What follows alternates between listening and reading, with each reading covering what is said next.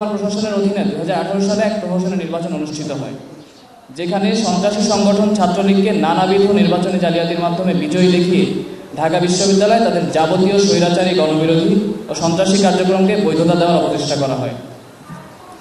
যেহেতু ইতোপূর্বে ডাকসু নির্বাচন অনির্দিষ্টকালের জন্য বন্ধ রাখা কিংবা ভোট জালিয়াতি সহ নানাবিধ নির্বাচনী অনিয়মের মাধ্যমে শিক্ষার্থীদেরকে গণতান্ত্রিক নেতৃত্ব নির্বাচনের সুযোগ থেকে বঞ্চিত করা হয়েছে এবং বর্তমান গঠনতন্ত্র ডাকসু নির্বাচনের নিয়মিততা, স্বচ্ছতা ও গণতান্ত্রিকতা নিশ্চিত করে না, যেহেতু ডাকসুর বর্তমান গঠনতন্ত্র ছাত্র সংসদকে শিক্ষার্থীদের জন্য একটি পূর্ণাঙ্গ স্বাধীন প্রতিষ্ঠানে রূপান্তর করতে অপারগ, যেহেতু ডাকসুর বর্তমান গঠনতন্ত্র ডাকসুর লক্ষ্য, উদ্দেশ্য ও কার্যাবলী এবং অন্যান্য কাঠামোগত বিষয়াদি সামাজিক সাংস্কৃতিক কার্যক্রমে সীমাবদ্ধ রাখার মাধ্যমে ডাকসুর ঐতিহাসিক রাজনৈতিক গুরুত্ব ও সেই সূত্রে শিক্ষার্থী অধিকার ও গণতান্ত্রিক অধিকার আদায়ের অপার সম্ভাবনা অর্জন ও পূরণের পথে বাধা সৃষ্টি করে।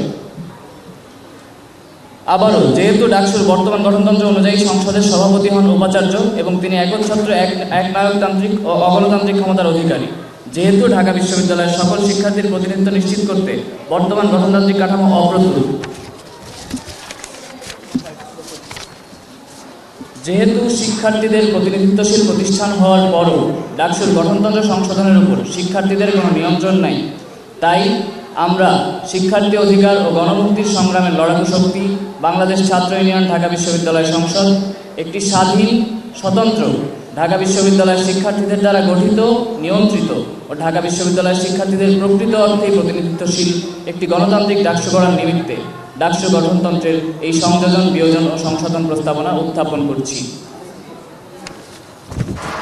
সাংবাদিক বন্ধুগণ, বর্তমান ডাকসু গঠনতন্ত্রের কাঠামোকে যৌক্তিক, সময়োপযোগী ও গণতান্ত্রিক করার প্রয়াসে এই প্রস্তাবনা ক্ষুদ্রাতি ক্ষুদ্র নানান সংস্কার উত্থাপন করছে।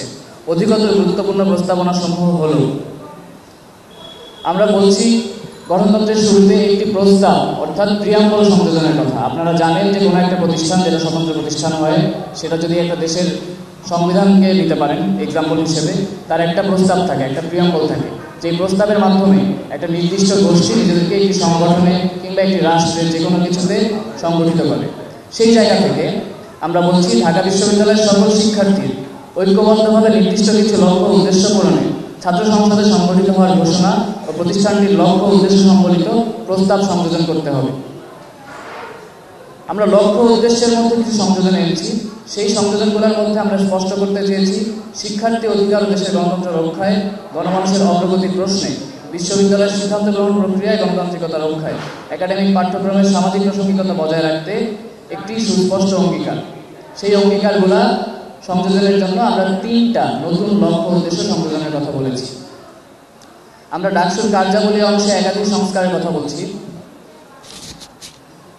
আমরা আরও যে গুরুত্বপূর্ণ বিষয়টি সামনে আনতে চাচ্ছি সেটা হচ্ছে, আপনারা জানেন ডাকসুর বর্তমান গঠনতন্ত্র অনুযায়ী ডাকসুর সভাপতি হবেন ঢাকা বিশ্ববিদ্যালয়ের উপাচার্য, যেটা একটা সর্বৈব অযৌক্তিক, একনায়কতান্ত্রিক এবং স্বৈরতান্ত্রিক বিধান।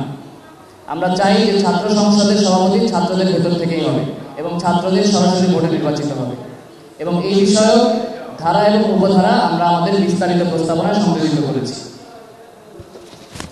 এর পাশাপাশি হল সংসদ সমূহে যেই প্রভোস্টের হল সংসদের সভাপতি হওয়ার বিধান, সেটিও আমরা বাতিল করতে বলছি এবং হল সংসদেও শিক্ষার্থীদের ভেতর থেকে শিক্ষার্থীদের সরাসরি ভোটে সভাপতি নির্বাচনের কথা বলছি।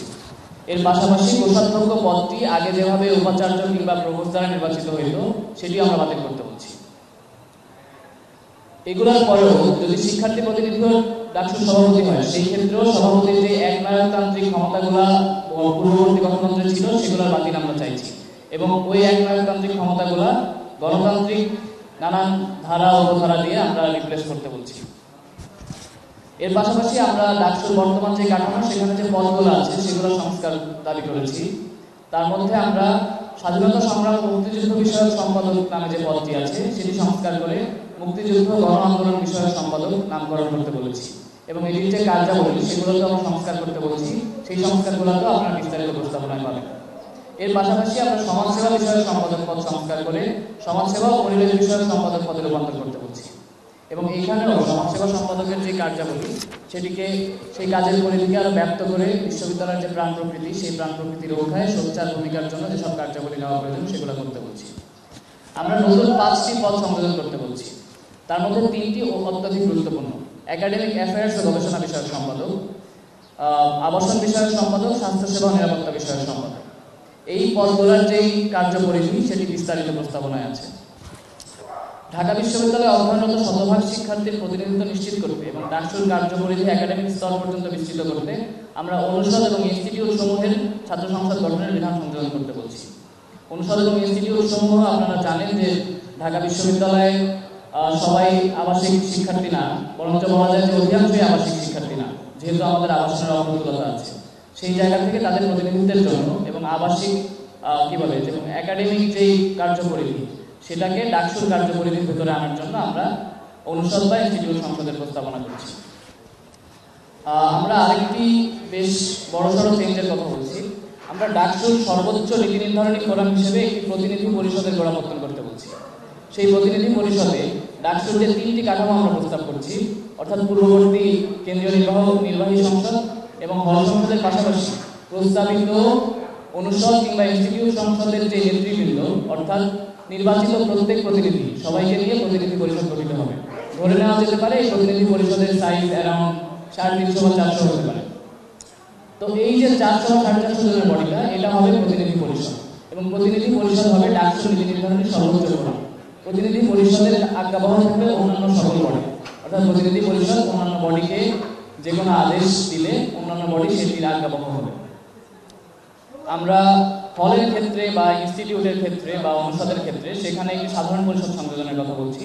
সাধারণ পরিষদের সদস্য হবে ওই সংসদের প্রত্যেক সদস্য, অর্থাৎ কোনো একটা হলের সাধারণ পরিষদের সদস্য হবে ওই হলের সাথে অ্যাটাচ প্রত্যেক শিক্ষার্থী। আমরা নির্বাচন ব্যবস্থার আমূল সংস্কার করতে বলছি। গণতান্ত্রিক পদ্ধতিতে 2 জন শিক্ষার্থী এবং 3 জন শিক্ষক সমন্বয়ে 5 সদস্য বিশিষ্ট কেন্দ্রীয় নির্বাচন কমিটি গঠনের বিধান সংযোজন করতে বলেছি। ভোট কেন্দ্র আবাসিক হল থেকে একাডেমিক ভবনের স্থানান্তরের উপধারা সংযোজন করতে বলেছি। কর্মকর্তাদের অভিশংসন অনাস্থা, সংসদ কমিটি বিলুপ্তি ও শূন্যপদ পূরণের গণতান্ত্রিক বিধান সম্বলিত 3টি পৃথক ধারা আমাদের প্রস্তাবে সংযোজিত হয়েছে। মোট শিক্ষার্থীদের 15% আবেদনের প্রেক্ষিতে ডাকসুর এখতিয়ারভুক্ত যে কোনো সিদ্ধান্ত গ্রহণের আবেদনের প্রেক্ষিতে গণভোট অনুষ্ঠিত করার বিধান সংযোজন করছি। অর্থাৎ ধরে নেওয়া যাক দেশে একটি আন্দোলন চলছে, ভোটাধিকার আন্দোলন হতে পারে সেটি। তাহলে যদি ঢাকা বিশ্ববিদ্যালয়ের 15% স্টুডেন্ট মনে করে যে ঢাকা বিশ্ববিদ্যালয়ের শিক্ষার্থীদের সেই আন্দোলনে পার্টিসিপেট করা উচিত, তাহলে তারা ডাকসুর উদ্দেশ্যে একটি গণভোট আয়োজনের আবেদন করতে পারে এবং সেই গণভোটে যদি ওই আন্দোলনে পার্টিসিপেশনের পক্ষে মতামত 51%-এর বেশি আসে, তাহলে ডাকসু শিক্ষার্থীদের প্রতিনিধি হিসেবে সেই আন্দোলনে অংশগ্রহণ করতে এবং সেই আন্দোলনে সংহতি প্রকাশ করতে বাধ্য হবে। এভাবে গণভোটের মাধ্যমে একাধিক বিষয় শিক্ষার্থীরা রেজলভ করতে পারবে। সেটা শুধু ন্যাশনাল ইস্যুতে হবে এমন না, বিশ্ববিদ্যালয়ের নানান সমস্যা সমাধানও গণভোটের মাধ্যমে হতে পারে। গঠনতন্ত্র সংশোধনের আপনারা জানেন বর্তমান বিধানটা হচ্ছে যে সিন্ডিকেট করে দেবে, ছাত্রদের এখানে কোনো এখতিয়ার নেই। আমরা এই বিধানটা সম্পূর্ণ বাতিল চাচ্ছি এবং আমরা বলছি গঠনতন্ত্র সংশোধনের একমাত্র বৈধ উপায় হবে গণভোট। অর্থাৎ ডাকসু নির্বাচনের দিনই একটা গণভোট হবে। এই গণভোটটা একটু বিশেষ, মানে নির্বাচন থেকে 30 দিন আগে একটা সাধারণ প্রতিনিধি পরিষদের বার্ষিক সভা হবে। সেই বার্ষিক সভার 15 দিন আগে গঠনতন্ত্র সংশোধনী প্রস্তাবনা চাওয়া হবে। প্রস্তাবনাগুলো আসার পরে সেইগুলা গঠনতন্ত্রের এখতিয়ারভুক্ত কিনা সেটি যাচাই বাছাই করার পরে পরবর্তী নির্বাচনে ওই প্রস্তাবনা সমূহ গণভোট আকারে তোলা হবে। যেই গণভোটগুলো সংখ্যাগরিষ্ঠতার ভিত্তিতে জয়ী হবে, যে সংশোধনী প্রস্তাবগুলো সেগুলো গৃহীত হবে। আমরা কয়েকটি উপকমিটি গঠনের কথা বলছি। তার মধ্যে অন্যতম হচ্ছে একাডেমিক অ্যাফেয়ার্স ও গবেষণা বিষয়ক উপকমিটি এবং আবাসন বিষয়ক উপকমিটি। প্রস্তাবনায় গঠনতন্ত্রের প্রস্তাবের খসড়াসহ এই সকল বিধিবিধানসমূহের যৌক্তিকতা, কার্যকারণ, গঠন একাধিক ধারা এবং উপধারার মাধ্যমে বিবৃত করা হয়েছে। আরও অসংখ্য খুঁটিনাটি সংস্কার বিস্তারিত প্রস্তাবনায় রয়েছে।